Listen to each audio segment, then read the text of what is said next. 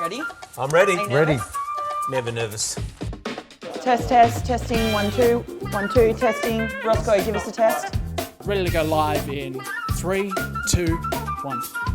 All right, guys, we are back with our first post-COVID off-market episode. Shane, Roscoe, I'm very happy to see you. We're pretty happy to be back. I've missed you guys. Missed everyone behind the scenes, the crew. Thought it was going to be a lot longer. Well, yeah, we've done all right. ScoMo stood up. Well done, 6 ScoMo. months of this. Yeah, we're here. 8 weeks. Done. So, we nailed it. avid watchers of the show will notice we are not in our usual location. We're unable to go back to our usual location at the moment, but we're doing something a little bit different. And the guys at Grandwood by Zorzi have loaned us for the afternoon this incredible property. They're Dalkeith residents to use for filming. So before we go on with the show, I just want to take you on a little tour around this beautiful property. This incredible architecturally designed Grandwood by Zorzi home is made for entertaining. The kitchen is beautifully finished and the generous living and dining flow out to the large alfresco area. Upstairs are the private living quarters and my personal favourite room of the house, the stunning master suite. From the impeccable contemporary facade, there is a real sense of space throughout this home. Coupled with the craftsmanship and quality finish that you can expect from any Zorzi build, this is a home that is well worth a visit. Roscoe, I know you like to make yourself comfortable around these. I don't want to find you in the fridge later. Well, stay out. yeah. Stay out of the fridge. Very close. Well, you're near it, Jess. What's going on? The prime position. All right, guys. Now, normally our first segment of the show is Under the Hammer. Yeah. We're not going to run with that one this week, unfortunately. Sorry, Roscoe. But there's just probably not a lot of auction activity happening. I find that extremely negative and disappointing, Jess, that I you know. would even talk about auctions in such a vein. What I want you to do instead for me is give me a bit of an update on how you're going, I guess. We're a couple of months into the pandemic. Yeah. And Roscoe, maybe if you can kick us off as a business owner, how have things changed for you? How are people recovering? Are you back in the office? What's going on? Yeah, no, I think really well. I think the big challenge out of the whole thing, Jess, is as we went into COVID, everybody, we didn't know what we're going into. Obviously, it was a bit of an unknown void for the planet, really.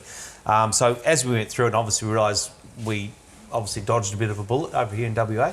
But one of the things is everybody spoke that language, oh, we're going to change, we're learning a lot from this and so forth. I think the real test is now is who is changing and who is going to embrace what they said and come out the other side. Now, we know probably 95% of people will default back to what they've always done. That's just the reality. It's already well, from Yeah. our point of view, I mean, for example, Matterports that everyone jumped on, and already it's, no one's doing them anymore. As just a very small example of going back to exactly. business But as I usual. think the big test is beyond those sort of mechanics, Jess. I think it's about how people choose to work and live life and be more productive. Because the number one thing that everybody spoke about, Shane, you would certainly hear this and experience yourself. People go, oh my God, I've been time poor for 30 years. I finally got time. Now, it's now how do we embrace that and actually make it part of our business? And I actually believe it's becoming more productive. And like, for example, in our business, we've really embraced the whole thing of the teams type thing and people working from home because they're also set up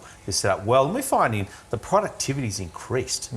Certainly those that are working mums are really loving the opportunity to be working from home and it takes a lot of load off them. They can pop a load of wash on, they can get dinner ready, they can do those core tasks that normally they're forced into doing when they get home from work. So they're actually a lot less stressed, they're efficient, and it's just, the culture is improved. So are you going to allow, is that going to remain? Yeah, we've already enshrined it. That's how it is. Very nice. Yeah. What about you, Shane? How are you finding things? It's been really busy. Obviously, when it first came out, we didn't know what was going to happen. But what I've found for myself, and I think I mentioned this when we did our Zoom off-market episode, normally about 9 appointments to an offer. And during that COVID situation, it got down to 3 appointments per offer. But what I really liked, in an area that we're not getting many people through home opens, we were able to get back to how we were taught as real estate agents, just to qualify the lead. I think so many agents are so busy running around with buyers, but things, just simple things that we had to do because of the processes put in place were, have you driven past the property? Have you seen other homes in the area? Why didn't you go ahead with that one? You're almost qualifying it. So, in natural fact, you know if that buyer is going to do something because you've asked the right questions. You're not getting there going, oh, I'm not sure about the neighbour and this sort of thing. So controlling that process, I think has also helped your sellers, because you'll be able to, I guess, have the 4 o'clock, a 4:15 and a 4:30, and then prove that social proof that you're not the only idiot out there as a buyer seeing value. You're seeing there's competition, and we got some great results through that process, rather than just the typical home open, sign out the front every Saturday and Sunday, you know. So I really enjoyed it, because a lot of our sales do come from by appointment. But as an agent, it's quite easy to think you're really busy, being unproductive, running around doing these things. Yeah. But to go back and control that process was really good. Yeah. And I think video and these sorts of things that forced a lot of the older agents to embrace, they probably should have been doing that a few years ago, because they're catch up now, you know. Yeah. It's the new norm. Yeah. Where you put that video is the next step, and how you understand the dynamics and the data. When we couldn't have home opens, again, I've had to look at the data for the last few years, and I can ascertain where we sit in the marketplace. I was in a great position to tell my owners, this is where you sit, even though I had no one through the home opens that week. Yeah. So you've got to adapt, and if you can implement those things, much like most training, if you just hear all these things but don't implement any of it, well, you're going to come out worse again. I think the point you make, Shane, around just sort of, you know, the private inspections and so forth, which we had to do.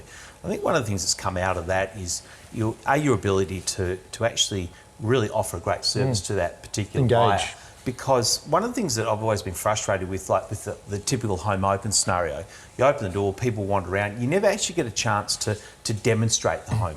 No. You know, to really show them the little nuances of a property that can really make the difference. And I think in those private inspection type environment, you've really got a chance to get quite granular in how you've worked with a client, and I think it's a great thing. And I think that's when you look at a lot of the training that I think WA agents have been quite frustrated, because a lot of the training coming out of Sydney and Melbourne, it's been such a hot market. They talk about this is how we do it, and it's almost like lambs to the slaughter coming through a home open. It's very, very different. It's just so detached from what we actually experience every day. I'm sure when you go to Damian, your conferences, it's just like, well, this is bizarro world, because it's nothing like what we've been through. It's felt like the last few years we've been living in a different planet, hasn't it? Their market to ours. But I'm feeling pretty optimistic about this year. I think it's going to be good. Yeah. I think, and I've said this before, if you actually took a snapshot of the market right now, if we didn't have the lag of that negative equity from a few years back, it's a really healthy market. The stock level, the amount of buyers, it's really fair. It's just, we've just got to get out of that pain that we've had, I guess, from a few years ago that we're carrying over. But I think listings at a really healthy level. Yeah, Excellent. No, it bodes well for the future. I like that, boys. I like that we've kept it positive after a couple of months of, you know, we like a bit of positivity on this show. Could not have been another show. Beautiful. All right, we're straight into our next segment, the Real Press. Now, this week we've got something a little bit different. It's something that I guess we couldn't not talk about, because the whole industry is talking about it. And I am, of course, talking about real estate. He was the golden boy, I guess you could say, Daniel Gonzalez, who's been in the press the last couple of weeks after being charged with stealing pointer signs from other agents. So I think, Ross, you mentioned there was about 80 stolen. So it's not an insignificant number. I don't want to talk about that situation. I think he's due to go to court the day after we will air this program, so we're not going to kind of discuss that too much, but more from a broader point of view for the industry, I guess, and how that reflects on the industry, and whether or not you guys think, you know, there was a lot of talk about it, but we're so insular, I guess. Do the general public care? It's interesting, and I said this to Ross when it sort of first came out, and we're looking what we had to speak about, and it was the elephant in the room, he could not address it, but the amount of, if you look at, I guess, as a community, the amount of good things agents are doing, the old perception of the slick salesman, it's just changed completely. The agents and agencies are so immersed in the community. And I guess, I think if you look at the positive things, just injection to sporting clubs, community groups, it'd be in the millions, the amount of money. I know what I spend in the community. I think it never gets spoken about the good things, much like an AFL football, if it gets done for pissy driving on the way home. They don't say that week he was at a canteen camp or dealing with cancer kids. It's always the negative. So to see a lot of the great work done by agents, I guess, in the community, that's never going to get the same press as a negative. And let's face it, a lot of people don't like real estate agents. We are working hard with REIWA to try and change that perception. So it's sort of a bit of a step back. It's frustrating. I think only agents really care about the sign side of it, because I think it's pretty unethical in that regard. But it's more a step back as far as trying to create a different perception of what we are seen as. I guess the counterpoint to that is that you know, whether you talk about the football player or the real estate agent, or when they're pumping money into different things or volunteering their time, you know, general public might go, yeah, but that's in your own best interest. Or the football player's doing that because they have to do that as part of their contract. So it's interesting, and that's another perception they don't. Like players, they don't. They definitely have to make X amount don't. of payment, but the amount of things they do over and above, and the agents, like I think the years of sort of giving out, you know, prizes and what have you just for the sake of it. But I do think if you can be seen in the community actually caring about the community, as opposed to standing up giving the big certificate. A lot of the amount of donations that happen are anonymous. Like, it's not like they have to be the major sponsor, but whether it be the quiz night or what have you, these things are always happening. Yeah. Schools, huge But it's amount. one of those things where people will go, real estate agents, wouldn't trust them. But then they go, I know Shane Beaumont, he's a great bloke. Yeah. You know, Well, that's so what I'm it's saying. getting That's that personal relationship. That's where it's disappointing with something like this to happen, because they didn't. That's what's been harped on about, Yes. you know. And I guess there's this small thing in people's mind that, as an owner, you might think, well, was my sales campaign jeopardised because I didn't have my pointer signs out? I personally think they're like litter. I don't like them because I see them out for appraisals now. I think they should be up. Oh, cute that. I think they should be up and put down for home opens. That's just my personal opinion. But as I say, there wasn't so much talking about the signs. It was just the act of something unethical that didn't help. Yeah. Shane, just on your comment there, we know that real estate agents in the public's eye, if you ask, what do you think of real estate agents and things like what happened, don't help. But it's 40%, I think, people think agents generally are good. Yeah. But when REIWA has actually surveyed the public, where your experience with your agent, 90% would use them again. So the one-on-one, exactly what you said, Jess. Yeah. The one-on-one, people go, oh, Shane's a good bloke, Ross is a good bloke, they're good operators. Oh, but real estate agents are bad. It's unfortunate that a few things in the industry have brought us down over time. But by and large, most people are very happy with their real estate agent. Yeah. And the thing around it is these type of things, they're not necessary. And to me, the greatest issue that sits around it, which Shane's alluded to, it's about trust. You know, the number one thing in any relationship, personal and professional, is all about trust. And the minute you don't have trust, you have nothing, in my opinion. And, you know, REIWA, the agents, we all work really, really hard to demonstrate not just trust, but authentic trust, not fake trust. You know, true authentic trust. Now, whether that's driven through, you know, genuine sponsorships of sporting clubs and so on. You know, a lot of those sporting clubs, they're financially really challenged, and the real estate industry at large, we really do a massive amount throughout the community. You know, and that builds authentic trust. It's not fake. And so forth and so on. When we buy and sell property, we're dealing with people's livelihoods. This is not just a transaction of bricks and mortar. This is their life. You know, this is someone's lived in a home for 30, 40 years. This is their memories. This is their legacy that lives beyond them. And when something like this happens, what bothers me, all those things that we really stand for and I believe honour, very quickly get mocked. And I'm just sad that these things happen because there's no need. And I just really hope everybody learns from this. And I hope Daniel learns from it and everybody grows and gets bigger and better and just the industry becomes a better place. Well, there's enough feed out there for, like, it was quite ironic. I had a memory from last year. There's lots of pointer signs where I live. One blew over, I put it up and I said, oh, good luck for your day. So home opens. There's enough feed out there for everyone. I don't think it needs to get to a point where we have to go that way. You know? No, it doesn't. So, but anyway, we're going to leave it there. Thank you for your thoughts. Now, the gentleman on the couch is our next guest. We've heard from him already, but we would like to welcome you up, Mr. Damian Collins. Damian is the founder and the managing director of Momentum Wealth, which is a property consultancy here in Perth. But more importantly, and the reason that you're up here today is you've served on the REIWA Council since 2011, and in 2018 Damian was elected as the REIWA president. I got the short straw. You got the short straw. You got the good times, mate. The good times I know, the are on. COVID times, I know. Now Shane you've specifically... been like a wartime. You're the Churchill of REIWA. Oh, that's The big, Roosevelt. that's a big call, Ross. That's a Yeah, big the call. Roosevelt, the Churchill. Oh, we will find them on the beaches, mate.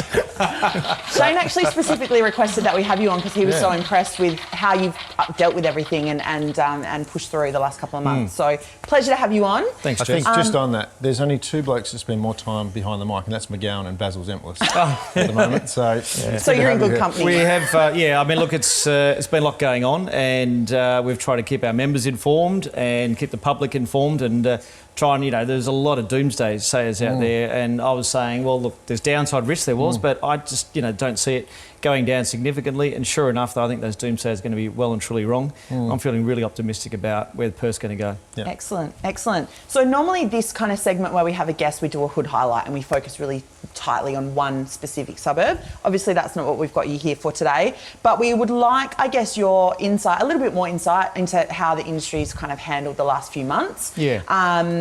And where we're going, I guess. So I guess my first question would be, what are some of the main concerns that your members highlighted over the last couple of months? Well, certainly early on, the legislation that was going to come in was our real concern, and particularly around rental properties. There was fear in some of the European countries. They actually just said rent free, so you don't have to pay rent for 2 months. Now, we have all got rent rolls. No income equals no money, and that would have put a lot of agencies out of business. So there was a lot of fear around that. So we were very quick on the phone and to the politicians about, about what to do and what not to do. Certainly in commercial, similar sort of problems where the tenants were going to be able to... Some of the original proposals, tenants could just walk out on their commercial leases. Again, that scared commercial... Some of them spent hundreds of thousands on a fit-out, and tenant could just walk away. So the legislation was not great, but it got through, and it's tolerable for this period. So we're able to formulate that and work through with the... So that laid a lot of concerns with our members. Obviously, other concerns were around how bad the market would be. And I think if you asked anyone on the 1st of March, what would life be like on the 31st of March, I don't think anyone would have realised how quickly it escalated. But then from the 31st of March to the 30th of April, I don't think we would have realised how quickly it de-escalated. We're going from, oh God, this is going to... Transactions at 280 a week in Perth, from 700... We're all going to have 9 months of hardly anything happening. Bang, it went down, and bang, it went up. And last week we had 636 sales. We're not far off where we were in January, February. And you mentioned before the low stock levels. So I think there's I had a lot of phone calls in the first few weeks, a lot of messages. I haven't had any message from members in the last 3 weeks. So I think that means they're feeling more relaxed about. Feeling a bit more relaxed about. And I think me as a business owner as well, you look at it and I've got 65 staff, and I'm going, well, what's going to happen here? And I think as a business, we're feeling more relaxed as well. Excellent. I thought it was going to be... I bought a fishing rod thinking I'd get to go fishing. Still, I sold more homes than caught fish. So it wasn't that. You can buy a bigger fishing rod now. Yeah. So, when it first happened, it was... I guess everything was just... People was just spinning, going, well, hang on, what's going to happen? But I think... that initial shock from what was said, you'd expect. But then this month is interesting. As off air I said, we had 2 fall over that were job changes in the time they were getting finance approval. Both of them sold for more than what they initially sold for, which is disappointing for that buyer because they changed their mind. But it just happened so rapidly. Well, we run a buyer's agency, as you guys probably know, so we don't sell.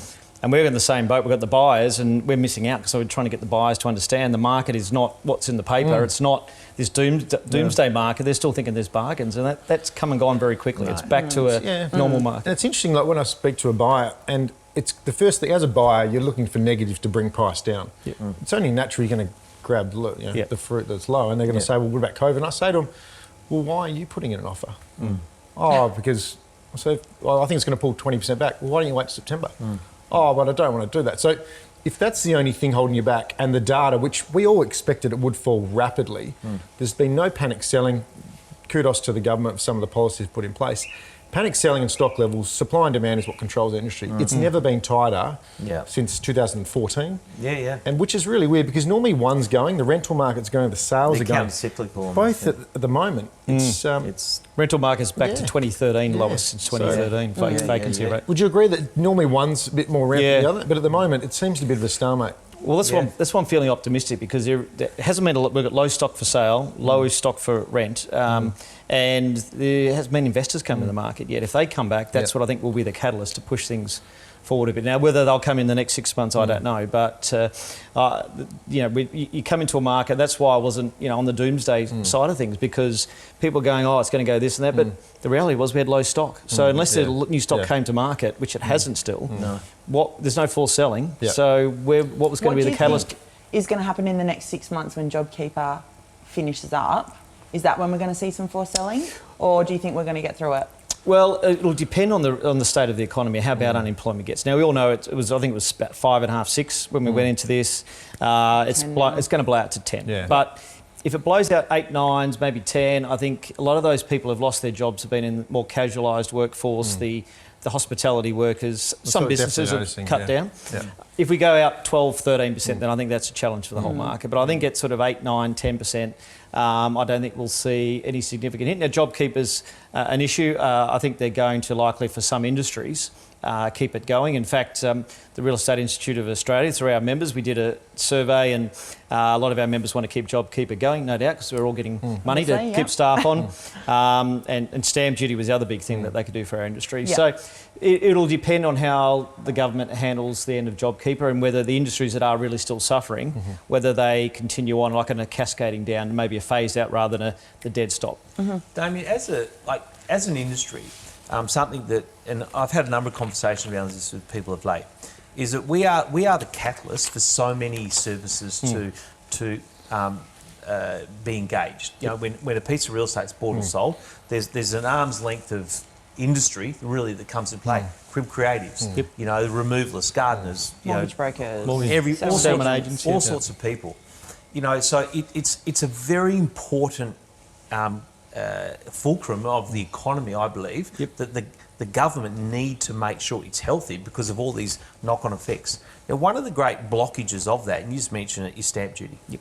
Now, we all know stamp duty was supposed to go when GST came in, and that obviously never happened. If there's ever a time for those sort of tax reforms that are going to come into place, you would think now is but the moment. Now, the reality is their stamp duty revenue is way back anyway. So if you're going to do it, now is the time. You know, now, you may or may not be able to sort of get too deep into this conversation, but what do you think the likelihood, and do you have any sentiment of the conversations the government are having around that? Yeah, and it's. I think we've got the best chance in a generation to maybe get some movement on it. Victoria and New South Wales, one's a Labor state, one's a Liberal, so it's not one side of politics versus the other. They both said they want to get rid of it. They are looking at alternatives. One of the alternatives put up in New South Wales, which is politically palatable, is that you have a choice. So you pay either a stamp duty, like the normal rate, or you can just elect to pay, they don't want to call it a land tax, but they'll call it a stamp duty ongoing tax, and you pay, instead of $17,000, you might pay $750 a year in perpetuity. So at least that way it's a choice, you can't go backwards. Look, some of the other ones, it's got to be bipartisan, because if you put a broad-based land tax, you can scare people if both sides. So the federal government wants, every politician, state, federal, Liberal, Labor, say it's a dumb tax, it's inefficient. They want to get rid of it, but that's a revenue source. Now, as Ross said, it's only about $1.2 billion in WA, about $725 is from residential. You'd only need to have a $700 tax per property, per annum, on an average property. Some would be higher and lower to recover that. So the great opportunity to do it, or even if you go to that model where it's a choice, you'll have a short-term hit to revenue, but eventually as transactions happen, it'll build up. And as Ross was saying, you know, our modelling shows it's about 25 to 35,000, apart from the agents' fees, of additional economic activity from the removalists, the mortgage broker, the repairs, renovations, you know, new furniture. It's such an increasing those transactions. Great, it's going to help our industry, but it's also going to help the economy as well. And it's just really, it's just so inefficient. It makes people stuck and they can't move. And as you said, you know, at the moment, people would like to move. My mother-in-law said, "Oh, I'd like to scale down from my house in the hills to something smaller, but I don't want to pay stamp duty." You know, that's. She's retired, and it's a lot of money. So I think we've got the best chance. There's a movement for it. I think in a crisis, people go, you know, just trying to cut away the politics. So Liberal Party, or Dean Nelder from the Liberal Party wrote a column in it. He thinks they want to get rid of it. It's not party policy yet, but we're working with both sides to get some action. And I'm probably the best chance in a generation the next year or two. Whilst you're there, mate, if you can talk about getting rid of payroll tax, get rid of CGT, mate, just keep going. Well, let's just get rid of taxes altogether. One thing that I haven't spoken to you about this, but I'm sure you will hear from people very soon. The announcement yesterday, obviously, regarding the first homeowners. So a lot of the properties I sell, median house price around $420,000, $450,000. I think they've missed the boat big time again. I know it's a federal, a national thing, but we already have an undersupply or an oversupply of new product in many of these areas. So where I get frustrated is, whilst I know there's developers and they have their place, the government's broke, so we're further spread out. I think they should have had at least a 7 or a 10,000 grant established, because what I'm seeing is people get caught up in the glitz and glamour of that big grant. By the time they're finished in some of these suburbs, and we know the suburbs, you're actually in negative equity from the moment you get the keys. Yeah. Because it's a false economy. You're exactly right, Shane. So I did a bit of press last night and today saying we were critical of the package. I said basically the home builder package needs its own renovation because you're exactly right. So what it's going to do, the way it's framed, is actually you'll get no infill. It's a contract to start date of 3 months. It's no chance you can get off the plan sales and get organised in 3 months. So it's targeted to house and land packages in the outskirts. Right in the areas that people have already smashed. In Baldivis, your Allen Brooks, your Alkimos, they're all in negative equity. Byford. And what's going to happen now, the first-time buyer or even a buyer goes, oh, good, I'm going to get a property there. I'm going to get 10,000 if I'm a first-time buyer, 25 more, plus the state government's going to kick in some more. So it's going to be probably 45, 50. And so for me to buy a used one, I'm not going to get anything. Gee, that needs to drop another 30 grand. So it's kicking the guts to those people. There should have been something for established. So we're asking for stamp duty relief on established, even as for a short time. We want to get rid of it long term, but even just to get the market going and allow those people who do need to sell in this COVID period the opportunity to get out. And I get it, the building industry is very good at jobs, and that's a hard one for us in the established market to talk about. But then again, that established, the flow-on still happens, the furniture sales and all these things.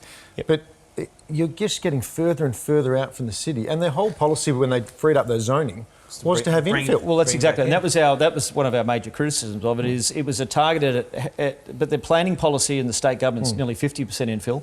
The policy of the city deal that is about urban regeneration, not sprawling, and this has done the exact opposite. So it's disappointing. You know, I get they need to do some stimulus, but the way they framed it is pretty disappointing. One thing I've noticed that has been a real positive, obviously, for a while we were seeing people earn enough money to service a loan, but not a big enough deposit to go big four, earning too much for Keystart. But I think last year I had only about 90 deals, 5 Keystart loans. In the last 60 days, I think I've done 10. And that's because they've lifted that threshold. But have they looked to market it more? Because it's still, the amount of buyers we're meeting that aren't aware of it. Do you think that could be played out better? Or? Well, yeah, I think potentially if I wasn't aware Keystart made changes, but there's a lot of noise been out there lately. I think obviously, Keystart going to have a chat to Paul, the CEO, and they need to get that message out there because a lot of people don't know. No, and I think perception is it's only for first home buyers too. Yeah, it's not. It's not. That's right. And a lot of people aren't aware of that. Yeah. Beautiful. All right, gents. Very good conversation. We are going to have to hold it there, though.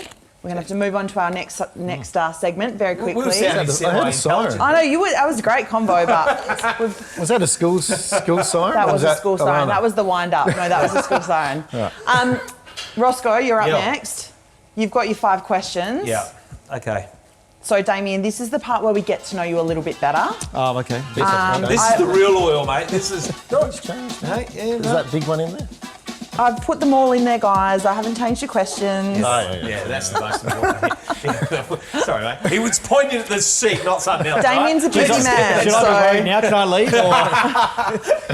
Okay, so Damian, ready. You've got the 3 ring minutes, stuff, Ross. that's all good, but this is the real oil, mate. Real This is what the viewers want to hear. Okay. Okay, so this is about get to know Damian. So number one is, mate, we all say, you know, we're better for the experience. The experience is what we get when we don't get what we want. Yep. You know, okay. So given that in mind, you're an entrepreneur, successful businessman. You're the president of our world. Wartime. Wartime. You are the Churchill of REIWA. What? I'm liking I'll this. probably die of a heart attack like he did straight after. Yeah, you're right. So, mate, what would you think is your biggest stuff up in business? In business, that's good because you take it away from relationships, so I won't go down that path. Look, I think when I look back over the last 5 years, being too optimistic for too long and making some business decisions, took more office space in 2017 when I thought the market was going to recover. So you've got to be an entrepreneur, you've got to be an optimist. Running a business in real estate, you've got to be optimistic, but I was probably optimistic for too long without making some hard decisions. I think we all thought we were coming better for a while now. Yeah, I know. So they're not the only one there. It was like when COVID hit, everybody, I saw these social media posts, be wary of the optimist. Okay, so mate, number 2. This will be interesting. What are the 3 things you wouldn't leave home without? My phone, my wallet and my laptop. Okay. They are things that I check every day, and I wouldn't function without them. Earpods? I use AirPods. He was using them before. Yep, they're awesome. I got sick of the cord. The corded ones, I got so sick of them and being tangled up. Now you've got people with cord, like, the sunglasses holders. Oh, yeah. Like the Back with like earpods, that. we've gone full circle. Yeah. Okay. So, mate, what would you think is your worst habit? Oh, it'll definitely be losing stuff, and I can tell you what I have to do. But speaking of those things, I have to have a tile because my wife, my EA, is sick to death of me losing things. So I have a tile which is on my phone, is on my laptop bag and my wallet.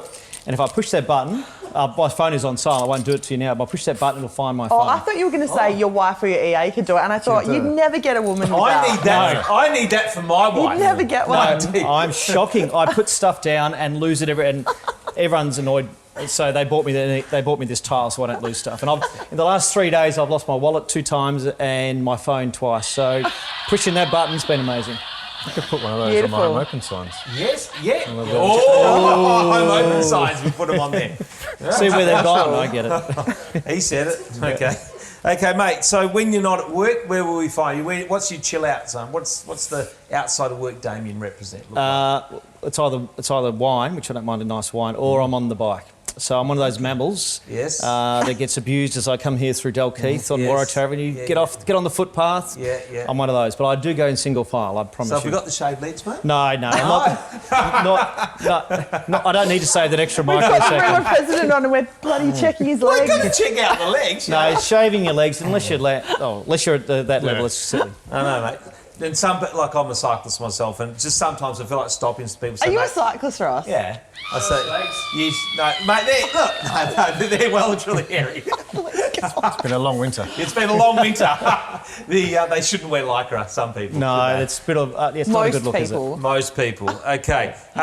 Mate, what would you say is the most... what's a saying that people use that irritates you? You know, every now and then there's a saying that's like everyone would say at the end of the day or whatever. What's a saying that you think, just don't say that? Oh, gee, a saying that the end of the day is a good one. Yeah. I have a saying that people get annoyed at me at saying, so I can tell you that one. I say when they bring me, I have full confidence in your decision. Okay. That's not helping me. I say I have full confidence in your decision.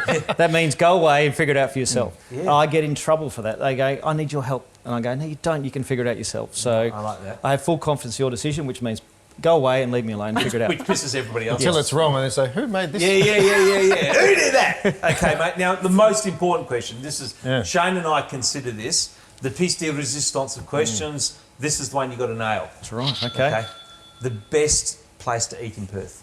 What's your number one go-to? Well, my favourite is, I live out this side of town, is Samson's Paddock in Mosman Park. Nice one on Glide Street. On Glide Street, yeah. Very nice little restaurant. Yeah. Very hard to get into.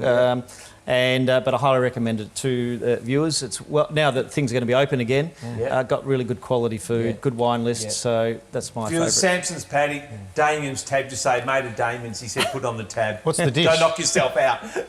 Oh, they do really good prawns. They mix it up a bit. Really good prawns. I love, and I'm a big seafood fan. Okay, very If you good. can't get a booking for the next 6 months, you've done this to yourself. I've done it to myself. Yeah, well, I think every restaurant's going to be... Although my wife somehow got a booking for tomorrow night. Not at Samson's Paddock, unfortunately, but Blue Duck. Blue Duck. Nice. Yeah. So it's not... Well, it's okay. Mate, I reckon there'll be 100% restaurants tomorrow night. Just good to get out of the house. Oh, yeah. It is good. Cabin figure. Let's go. Thanks, mate. Pleasure. Good to see you, Ross. Yes. Good to see you, Thanks, Shane. over to you. That was Thanks, Jess. excellent. Well done. Guys, that's our show for today.